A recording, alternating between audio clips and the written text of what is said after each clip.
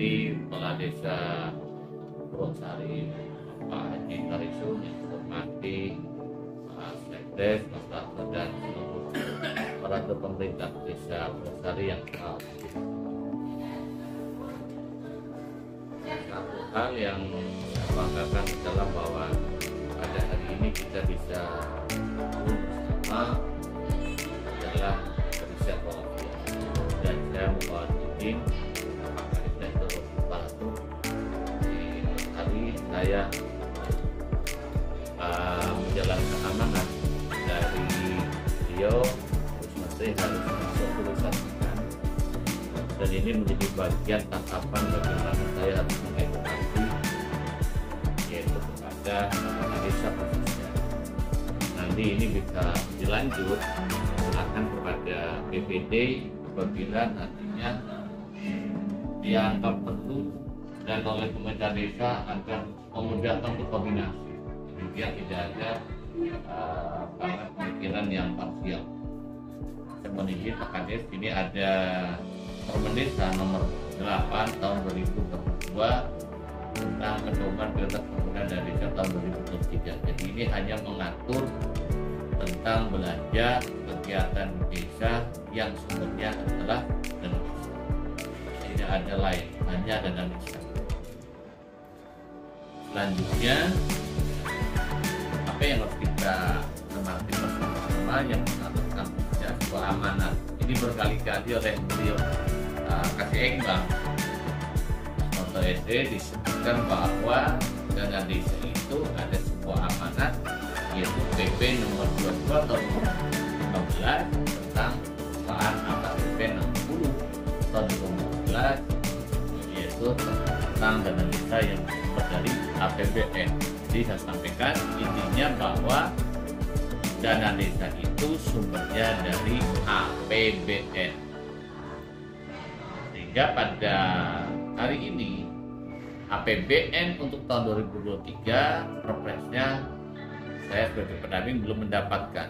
Jadi desa-desa yang nanti sebenarnya menjadi ini Olimpira ya, saya juga belum tahu gitu.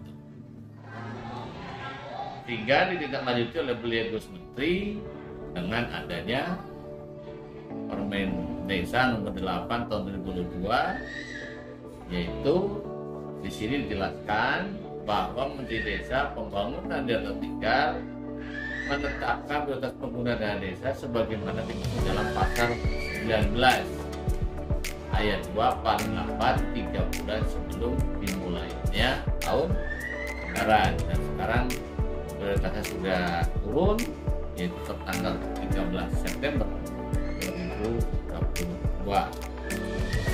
Selanjutnya, tujuan penetapan prioritas, bahwa tujuan prioritas itu ada 3, dari mulai government pusat, daerah, provinsi, dan kabupaten. Ini untuk memudahkan dalam pelaksanaan pemantauan. Jadi yang di atas satu itu hanya memantau, mengevaluasi bagaimana pendampingan masyarakat di desa yang dilakukan khususnya oleh jajaran organik kami, tenaga pendidik profesional, dan bagaimana ada sebuah stimulan dana desa dalam hal apa? Fasilitasi prioritas pembangunan dana desa. Yang kedua adalah seperti pemerintahnya kabupaten. Ini dalam mewajib penyelenggaraan kewenangan desa, bahwa kewenangan desa di Desa Purwosari sudah ada perdesnya, dan itu sudah sah.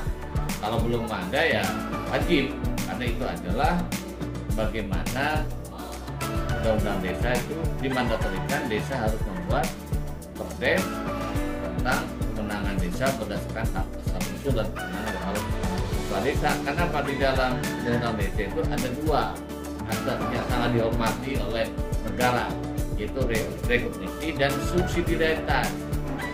Rekognisi itu adalah negara memuliakan desa. Contoh gampangannya kita dikasih dana desa, itu sudah sangat dimuliakan. Tidak begitu panjang prosesnya, kewenangan negara dan Purwosari dikasih 1,1 miliar, itu hak. hak daripada negara menilai bahwa Purwosari layak. Kalau subsidiaritas adalah bagaimana desa itu mampu mengelola, mampu mengolah rumah tangganya sendiri sesuai dengan regulasi yang berlaku. Terakhir adalah adanya Permen Desa ini oleh pemerintah desa akan menjadi apa itu? Untuk kegiatan perencanaan. Jadi untuk kegiatan perencanaan. Jadi kalau dalam merencanakan ini sudah ada guidance-nya. Nanti kita lihat bareng-bareng itu ya. Selanjutnya adalah prinsip penetapan prioritas pembangunan desa tahun 2023. Ini disusun berdasarkan apa ini? Sebelum sampai ke sana bahwa di pasal 3 ayat 3 pengaturan prioritas pembangunan desa itu terdiri dari ini yang harus dipahami barang-barang. Kadang-kadang cuma menggunakan saja tapi nggak mau memprioritaskan, nggak mau melaporkan. Itu nggak boleh. Di sini ada prioritas pembangunan desa udah ada. Penetapan prioritasnya masuk di dalam RKP. Publikasi dan pelaporan otomatis harus dipublikasikan. Contohnya dalam bentuk infografis dan pelaporan. Nah, contoh misalnya Mbak Indri atau Mbak Septi dia akan melaporkan di dalam aplikasi Omspanin yang milik Kemenq. Lah kami pendamping itu melaporkan di dalam aplikasi Monet Dana Desa. Nah, tugas dari dana pembinaan itu ada pada jajaran yang tadi government. Kalau di kita oleh camat atas mandat dari bupati sesuai dengan Pergub 24 tahun 2019 dan jadi sudah clear. Prinsipnya apa? Bahwa prinsip penggunaan dana desa dari dulu sampai sekarang tidak boleh dibagi rata. Jadi ada satu Purwosari 11 RW dibagi rata deh satu RW sekian, nggak boleh. Karena apa? Dasarnya itu memang bukan bagi rata. Dan di 2023 prinsipnya satu keseimbangan alam. Yang kedua, kebijakan strategi nasional berbasis kemenangan desa sesuai dengan kondisi objektif desa, kebinekaan, keadilan, serta kemanusiaan. Nah, ini 6 prinsip ini utuh, nggak boleh nanti dipecah-pecah ataupun saya pingin yang kebinekaan aja, nggak bisa. Semuanya harus jadi satu. Contoh yang sesuai dengan kondisi objektif desa, kan nggak mungkin desa Purwosari sama dengan desa Kutasari. Kondisi objektif desa beda-beda, luasnya beda, heterogen produknya juga beda, karakternya juga beda-beda, walaupun hanya segaris batas jalan besar, tapi tetap aja berbeda. Terus prioritas penggunaan dana desa tahun 2023 ini diatur dalam pasal 5 ayat 2. Nanti mohon ya Mas Mito difasilitasi itu yang kemarin sama Mas Tegris saya kasihkan Permen Desanya 8 Pak Kades nanti diberi gitu Mas. Jadi nanti BPD dikasih. Jadi gampang pada saat nanti rapat penyusunan RAPBD. Jadi ngasihnya sekarang.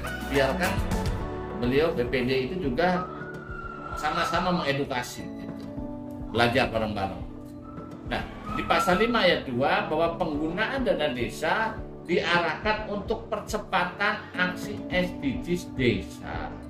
Jadi saya meminta dipersiapkan nanti di bulan Desember itu akan dilakukan musyawarah penetapan capaian SDGs tahun 2022. Nah, nanti Pak Kades bisa meriksa nih hasilnya sebetulnya ada 35 RT.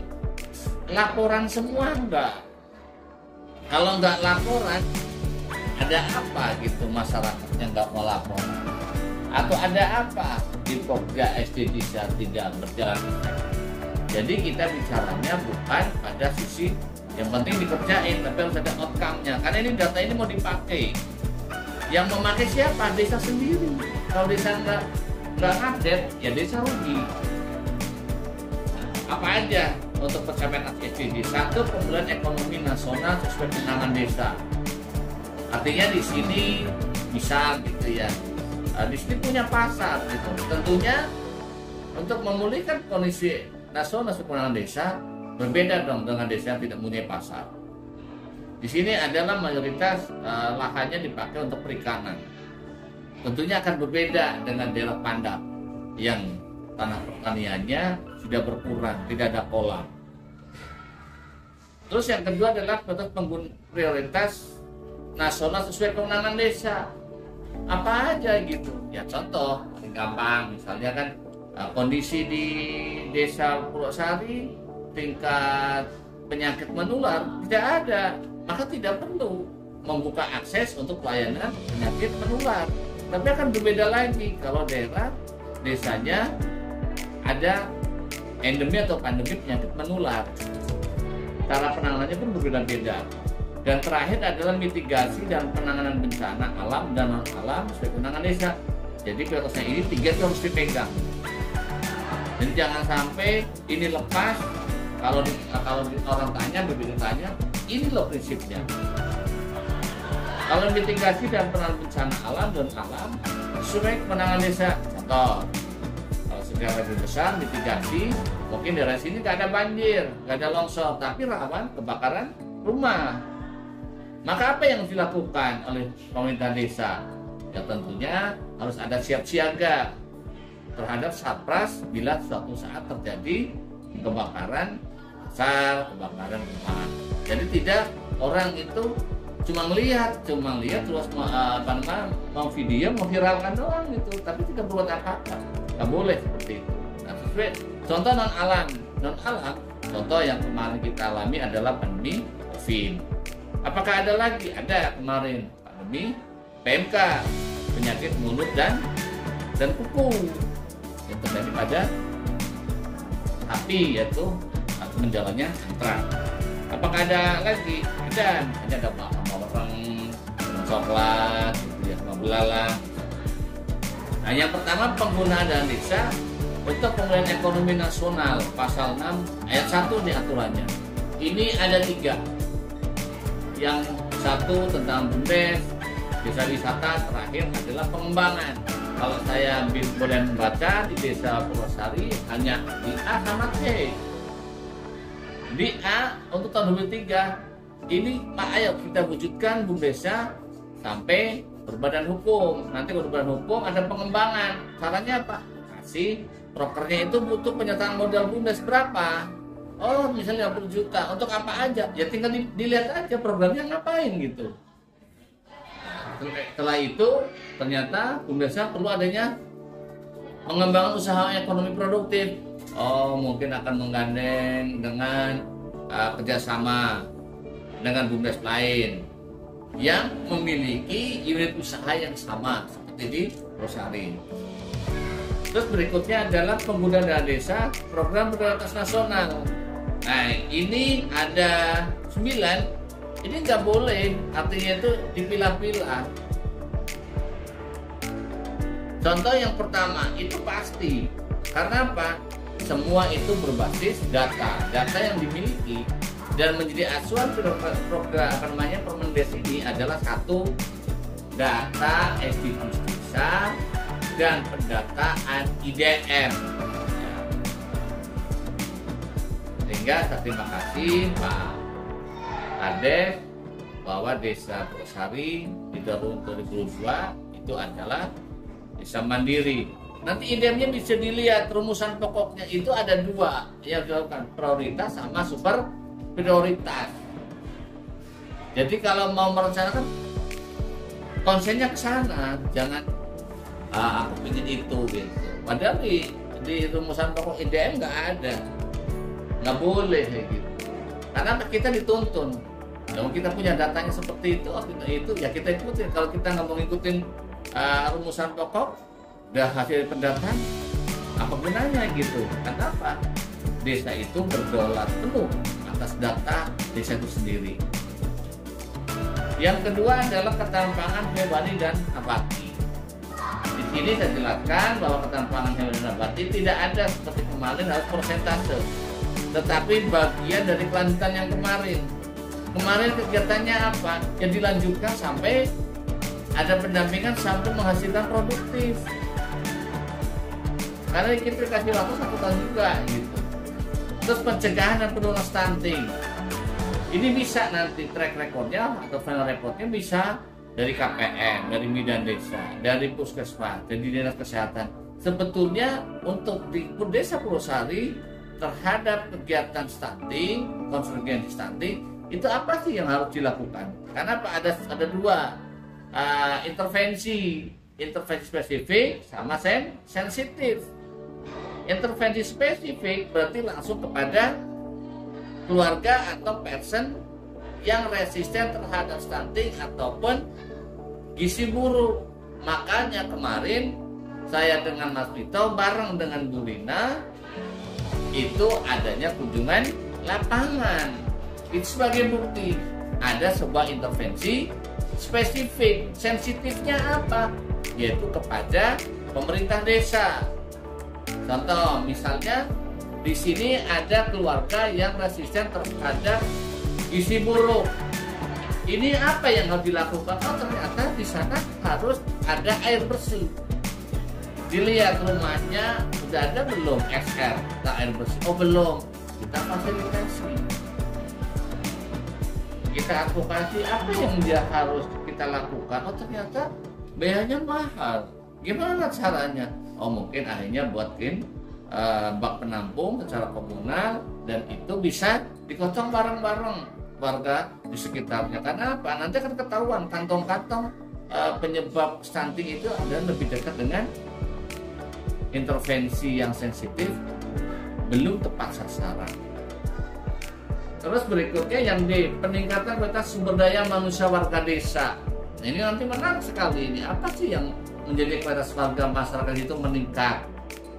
Mungkin perlu ada, kalau di sini ada kegiatan apa ya yang biar mengumpulkan warga gitu, warga jadi seneng, terus warganya akhirnya sumber dayanya menjadi berkompeten. Itu banyak sekali, contohnya ada kegiatan belajar, ada TPQ. Terus yang peningkatan keterlibatan masyarakat secara menyeluruh dalam pembangunan pemberdayaan masyarakat desa. Kenapa? Kalau yang ini harus kita perbaiki bareng-bareng di Purwosari adalah bahwa dalam proses pembangunan pemberdayaan itu sifatnya inklusif. Tidak boleh lah ajak dewe ngerti lah. Baik kelompoknya ini nggak boleh. Semuanya harus terfasilitasi. Contoh, misalnya di dalam Musrembangdes, Musdes diikutkan saudara kita yang marginal, yang difabel ataupun gampangnya kemarin penerima manfaat BLTDD, yang penerima PKH, penerima BPNT dipanggil untuk mengikuti. Nah itu bagian daripada keterlibatan masyarakat secara menyeluruh. Jangan kok yang kan udah kelompok ramai, nggak boleh kayak gitu. Biar sama-sama berpikir secara utuh. Karena apa? Ini tadi inklusif. Yang F, perluasan akses layanan kesehatan sesuai kewenangan desa. Contoh di sini. Belum memiliki PKD yang representatif, ya kewajiban pemerintah desa harus ada. Karena apa? Itu menjadi standar pelayanan minimal kesehatan di tingkat desa. Lah, ada bangunan, ada tanah, ya butuh dibangun. Jadi bangun. Dana desa boleh, sarprasnya nggak ada, jadi adain posyandunya misalnya ada 7, dicatat standar pelayanan minimal di posyandu itu apa saja, jadi penuhi. Tapi kalau jangan sampai jalan 1 meter berlobang di aspal pakai dana desa.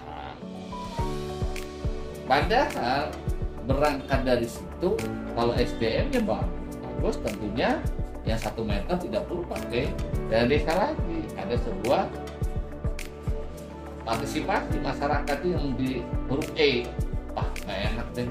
Ini benar, yuk kita bareng-bareng ini ditutup, tapinya rusak dan ini kan karena apa? Keterlibatan masyarakat itu belum semuanya dilibatkan. Yang D, dana pemerintah desa paling banyak 3%.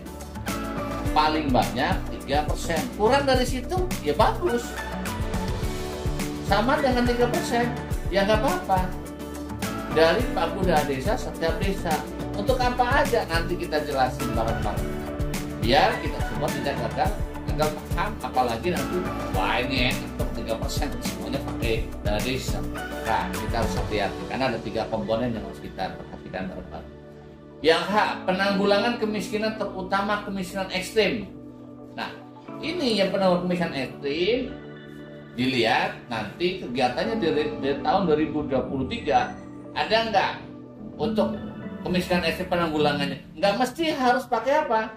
BLTDD. Mungkin adanya pemberdayaan ekonomi, PKTD. Nah, kalau bicara tentang PKTD, itu upahnya 50% dari nilai kegiatan.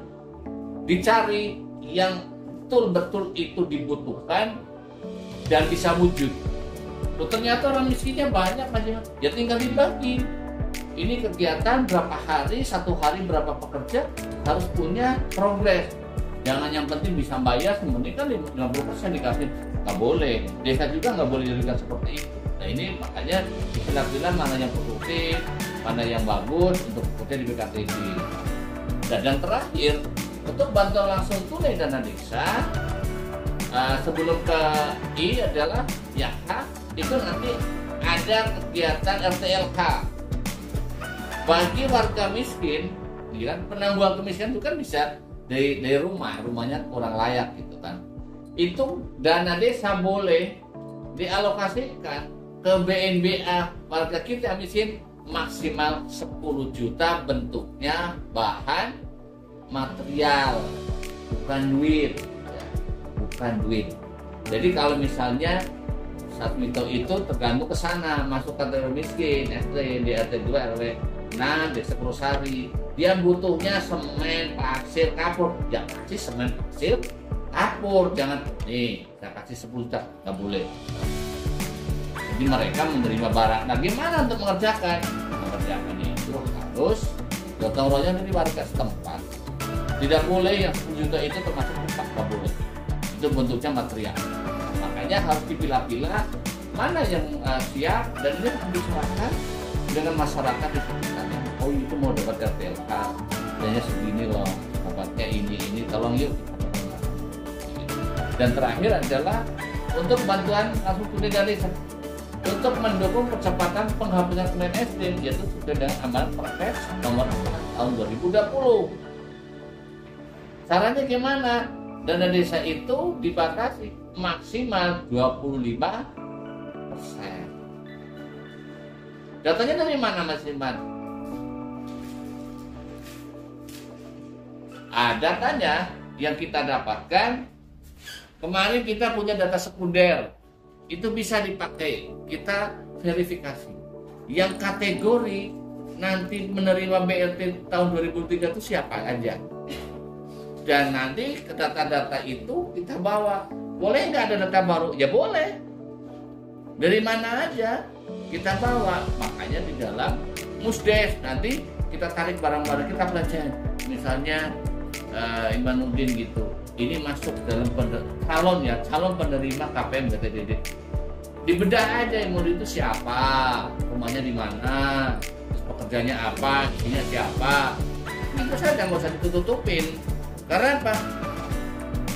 Butuh adanya huruf yang E, sifatnya inklusif, keterlibatan.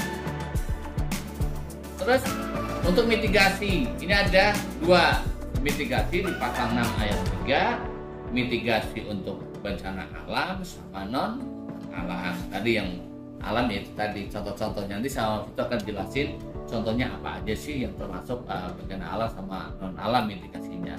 Jadi saya jelaskan contoh kalau yang non alam yang berarti kalau di sini ada sebuah mengantisipasi ada endemi penyakit menular, nanti desa bisa berkoordinasi dengan bidan desa, dengan dinas kesehatan. Di RT sana ada apa ya yang penyakit, ada nggak yang untuk non alam? Karena kalau kita COVID sesuai dengan SE kemarin tanggal 15 September bahwa Kabupaten Banyumas dan 301 desa sudah level 1, berarti kita sudah aman. Jadi berarti nggak usah anggaran untuk COVID. Kalau memang belajar sendiri ya nggak usah. Tapi kalau misalnya mau nganggarin, ya nggak apa-apa untuk antisipasi. Karena itu sifatnya kan namanya bencana non alam, apalagi itu tidak terduga. Ya kalau memang desa akan seperti itu ya itu kewenangannya desa. Penetapan prioritas penggunaan dana desa. Di sini di dalam pasal 7 ayat 1 bahwa prioritas penggunaan dana desa dibahas, disepakati dan ditetapkan dalam Musdes penyusunan RKP. Jadi kalau yang belum adanya Musdes penyusunan RKP dimohon sesegera, karena nanti akan dituangkan dalam berita acara bahwa ini loh dana desa untuk ini gitu. Jadi jelas. Karena Pak nanti setelah itu ada sebuah publikasi ke masyarakat. Oh ternyata oleh 1 miliar Purwosari untuk itu ya. Gitu. Terus yang kedua, penetapan penggunaan desa dilaksanakan mengikuti tahapan perencanaan pembangunan desa. Itu tadi tahapan dari mulai pembentukan tim RKP sampai dengan Musrembangdes, ada Musdes RKP, dan terakhir adalah adanya publikasi ke masyarakat. Ketiga, prioritas penggunaan dana desa sesuai dengan pasal 8 ayat 3 ini ditekankan pelaksanaannya melalui swakelola dengan mendayagunakan sumber daya lokal desa. Artinya itu sini jangan saklek gitu. Contoh, kalau orang gali bangunan masa harus pakai orang di luar Purwosari? Itu banyak. Nah, itu maksudnya di sana swakelola dengan mendayakan sumber daya lokal desa. Terus diutamakan dan diutamakan menggunakan pola padat karya tunai desa. Tinggal dilihat kira-kira di tahun nomor 3 itu warga kita yang kategori produktif, tengah penganggur, yang hari ini kerja besok belum tentu, coba digali setiap wilayah kita nanti punya proyek kayak kegiatannya mau dikatakan ini jumlahnya sekian, terus nanti sekian hari wujudnya seperti ini. Nah, itu harus jadi. Nah, terakhir adalah pasal desa dengan pasal 84 dan dijelaskan adalah sedikit 50% dari kegiatan perencanaan pembangunan sendiri. Terus penetapan prioritas penggunaan dana desa diatur dalam bab 3. Prioritas penggunaan dana desa ini menjadi bagian dari RKP desa. Jadi jangan sampai di RKP-nya itu nggak ada, tapi bisa membelanjakan dengan kegiatan yang berbasis dana desa. Harus dihindari. Karena apa? Di atas data itu ada metadata, dan metadata itu susah untuk dihapus karena itu merupakan rekam jejaknya. Nah, prioritas penggunaan dana desa di bab 3 itu dijelaskan disusun berdasarkan satu hasil pendataan SDGs desa. Jadi datanya itu dari SDGs desa. Contoh misalnya dilihat capaian SDGs di Desa Purwosari itu yang paling rendah apa, yang paling tinggi apa. Nanti Pak Kades bisa, aku pingin yang dituntaskan adalah SDGs misalnya ke-6 tentang apa, air bersih. Ya udah kita konsentrasi ke sana. Di mana ini air bersih ini yang menjadikan tingkat capainya rendah? Oh ternyata di sana belum ada jamban, belum salur air. Seperti itu cara kita menggunakan di dalam eksekusi di RKP. Terus yang kedua, data yang disediakan oleh kementerian, yaitu contohnya apa, IDM, ketahanan lingkungan. Oh ternyata memang benar. Pengguna air bersih yang menggunakan pipanisasi masih rendah. Di mana bisa dicari? Tentunya desa itu lebih paham, karena nggak mungkin kan desa itu nggak punya data. Yang terakhir, aspirasi masyarakat desa. Ini kemarin udah ada Musrembangdes itu kan, tempat-tempat kan sudah pada masuk kan, nanti diolah. Terus yang terakhir adalah nanti apa yang ada di RKP yang memuat prioritas penggunaan desa menjadi pedoman penyusunan APP. Di dalam RKP desa nomor 8 tahun 2022 itu didasarkan pada sebuah data. Datanya itu didapatkan dari hasil pendataan SDGs desa. Orang-orang ngarang. Kenapa nanti kalau misalnya Pak Kades, ini kok Pak Kades senangannya kok bangun air bersih, datanya tunjuknya adalah partisipasi masyarakat. Ini yang tadi di huruf E ya, sifatnya adalah inklusif dalam proses partisipasi masyarakat dalam pembangunan. Kalau kita kenal adanya teori pentahelix, bahwa dalam proses pembangunan itu harus ada 5 pilar. Ya. Di antara pilar itu adalah adanya keterlibatan masyarakat ataupun tokoh masyarakat ataupun kelompok masyarakat. Yang pertama, terlibat aktif dalam setiap tahapan penyusunan prioritas pembangunan desa. Nah ini kan ada timnya kan, ada tim RKP. Kunci tim RKP itu ada dari perangkat, ada dari KPMD, ada dari LMD, ada dari tokoh masyarakat. Terus Pak Kadis itu memberikan SK kepada seseorang yang ditutup menjadi ketua itu untuk sekretaris, siapa saja boleh, jumlahnya ganjil bisa 7, bisa 11 tergantung jumlah wilayahnya. Yang kedua, menyampaikan usulan program dan kegiatan. Nah itu kan ada kan saya melewati BPD itu kan perwakilan dari masyarakat kan. Tolong aku kemarin ada videonya, ternyata bahwa itu usul kegiatan ini, itu bagian dari yang kedua. Yang ketiga, memastikan prioritas pembangunan desa disertakan dalam dokumen LKP desa dan APBD. Nah ini nanti LKP itu dalam dimusdes kan harus ditetapkan dalam perdes. Nah itu harus masuk pembangunan desa itu dimasukkan di mana gitu.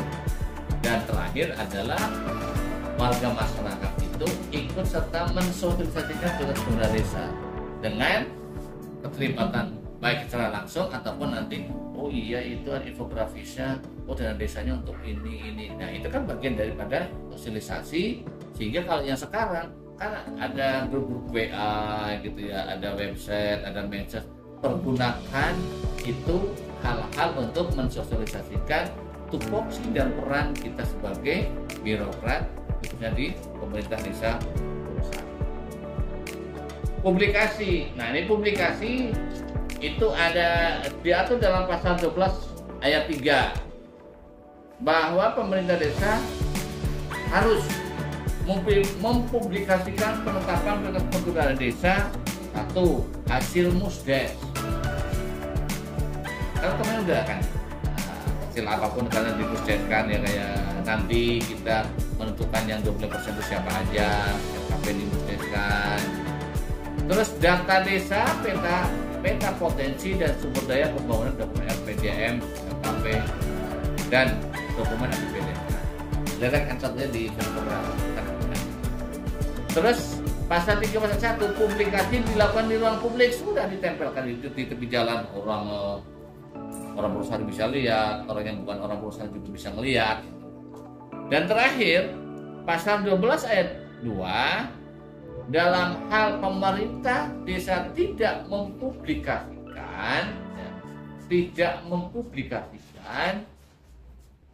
terkait prioritas pembangunan desa di ruang publik, maka BPD menyampaikan teguran lisan dan garis atau kepada pemerintah desa, tembusannya kepada bupati dan wali kota. Ketika sudah dalam bentuk ya, misalnya kita mau pasarkan live gas ini, kita menggunakan beras. Enggak ya, bercanda. Nah, yang saya penguatan ketahanan pangan lainnya yang sesuai dengan kewenangan kita dan diputuskan dalam musyawarah desa. Ketahanan pangan. Ya, ini. Naik.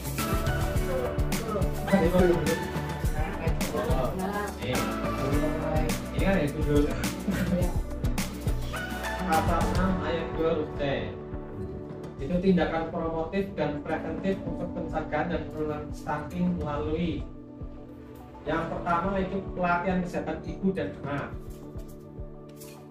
Ini berarti rangkaian kegiatan RBSD. Jadi tahun 2023 juga pembentukan pelatihan. Kemudian penyuluhan dan konseling gizi, air susu ibu eksklusif dan makanan pendamping air susu ibu. Kualitas sumber daya manusia warga desa. Pasal 6, kalau masalah kode rekening dan posisi kan itu ada di komposisi APBD-nya, diskudesnya. Cara penggunaan prioritas penggunaan dana desanya. penguatan nilai keagamaan dan kearifan lokal untuk membentuk kesalehan sosial di desa. Ini Pak Kades dibutuhkan juga dana desa untuk kegiatan pengembangan. Misalnya peringatan, jadi ini bisa anggarkan pilar. Nah ini kan memang rentan. Kemudian prioritas penggunaan dana desa untuk optimalisasi pelaksanaan program jaminan kesehatan nasional pasal 6 ayat 2 huruf F. Yang pertama, untuk sosialisasi dan promosi kebijakan pelaksanaan program jaminan kesehatan nasional melalui komunikasi, informasi, dan edukasi. Ini jelas kegiatannya adalah sosialisasi ya. Ketika ini dilakukan berarti kita mencari narasumbernya dari BPJS. Ya, antara lain termasuk yang berkaitan lah ya. Yang kedua, advokasi pelaksanaan program jaminan kesehatan nasional dan diputuskan dalam musyawarah desa.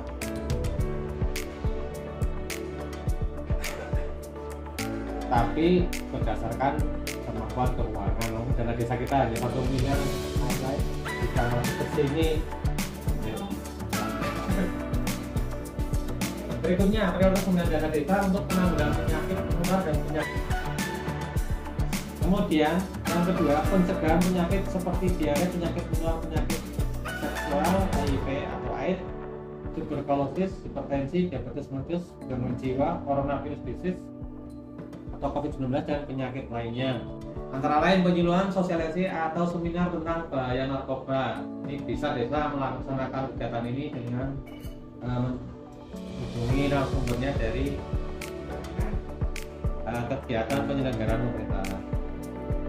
Untuk apa saja? Antara lain 1. Biaya koordinasi dapat digunakan untuk membiayai kegiatan koordinasi yang dilakukan bersama dengan pemerintah daerah, pemerintah desa lain, masyarakat dan atau kelompok masyarakat dalam rangka membangun keharmonisan hubungan koordinasi serta kegiatan lain yang mendukung pelaksanaan tugas pemerintah desa. Kalau hal ini berarti koordinasi, misalnya kita harus keluar desa berarti ada SPPD ya. Ya.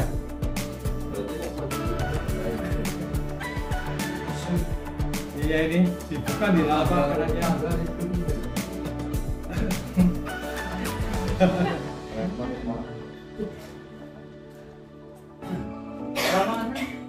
Keramanan sosial nih.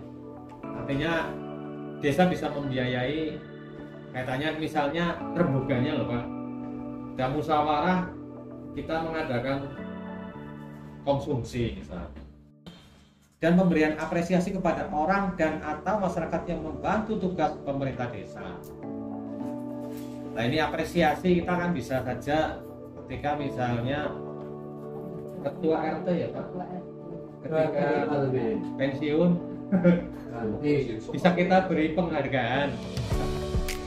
Kemudian bab 3 prioritas penanggulangan desa pasal 6 ayat 2 huruf H, penanggulangan kemiskinan terutama kemiskinan ekstrim. Untuk apa saja? Mari kita lihat.